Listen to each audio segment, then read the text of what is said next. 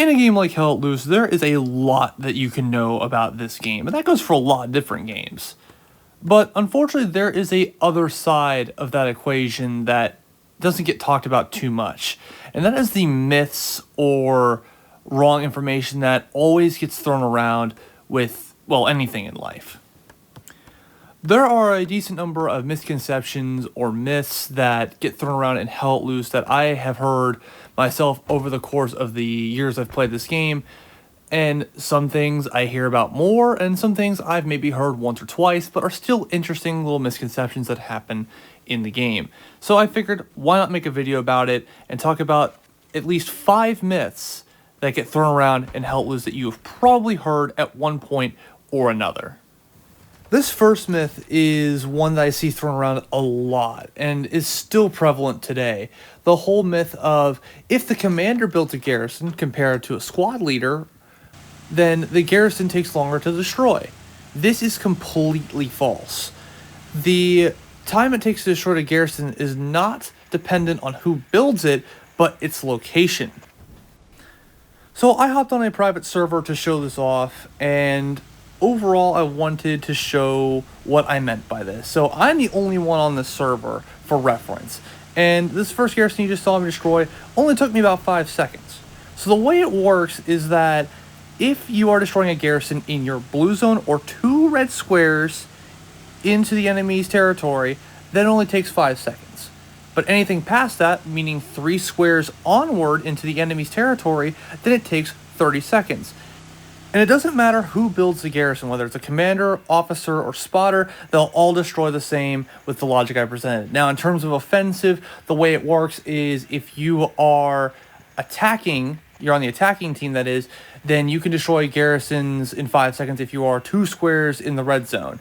If you are 3 or more, then it takes 30 seconds. If you are the defender or on the defending team, then it takes 30 seconds regardless of where you're at in the red zone, because you are the defending team, you shouldn't be in the attacking zone anyway, quote unquote. But that should break down this myth and why it's still one that I hate that gets constantly thrown around.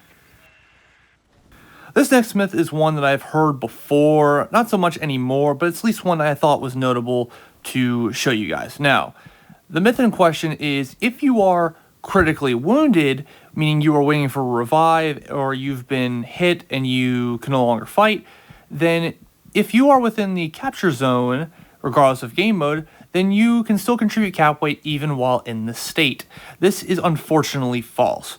Anyone who is knocked down into the critically wounded state, meaning you're waiting for a revive, does not contribute anything to capture or defending strength of any objective regardless of game mode.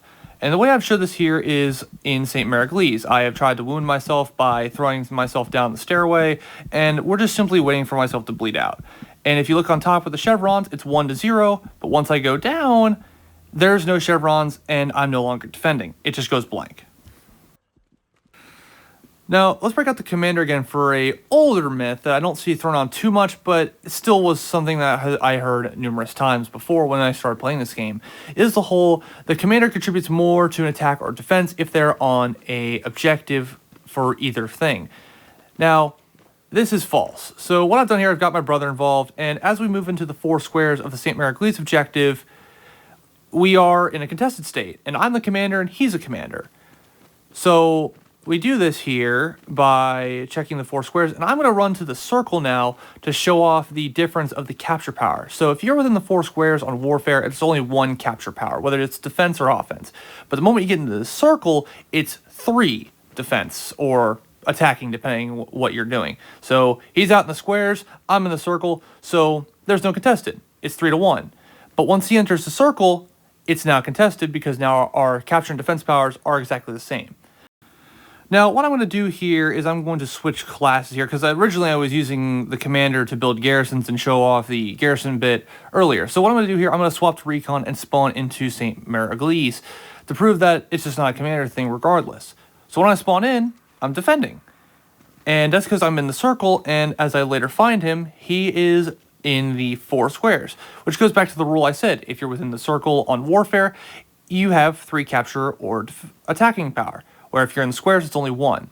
But the moment he comes back into the circle, it goes back to a contested state because, again, it doesn't matter who he is, even though he's a commander and I'm a recon guy, our capture power is exactly the same. How about a vehicle one? If you leave your vehicle engine running, the vehicle will eventually self-destruct. Now, this is half true, and when I mean half true, I mean the self-destruct part. So, the whole thing with vehicles and their whole self-destruct bit is not if the engine is left on. And I've done this by turning off the engine, as you just saw. The whole thing that surrounds the self-destruct with vehicles is that it's on a timer.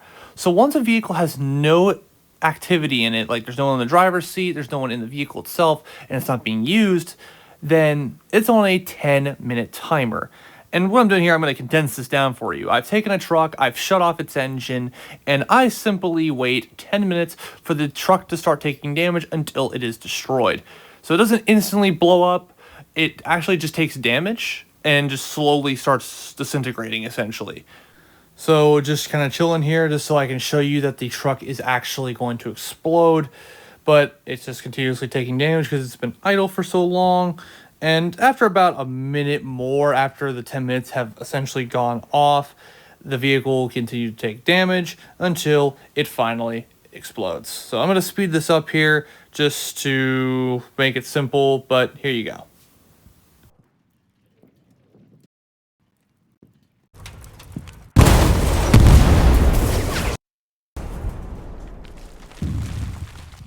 This last one, I don't know if it's really a widely spread myth, but it's more of the whole, if you're around any sort of garrison, then you can't build another garrison unless you're 200 meters away, which, yes, that is mostly true.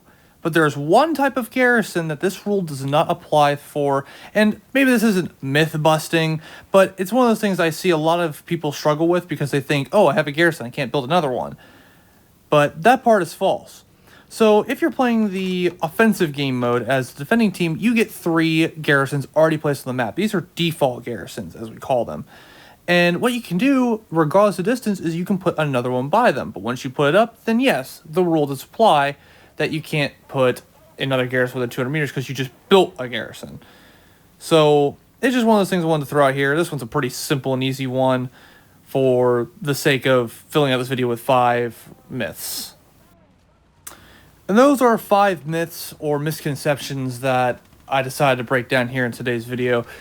Is there some things maybe you've heard in Hell Let Loose that are very outlandish and maybe want tested? Or have you heard any myths that you would like me to break on camera, essentially? Leave them down in the comments below. But I hope you got something out of this video. Hopefully you learned something at the very least. But anyway, take care, and I'll see you in the next one.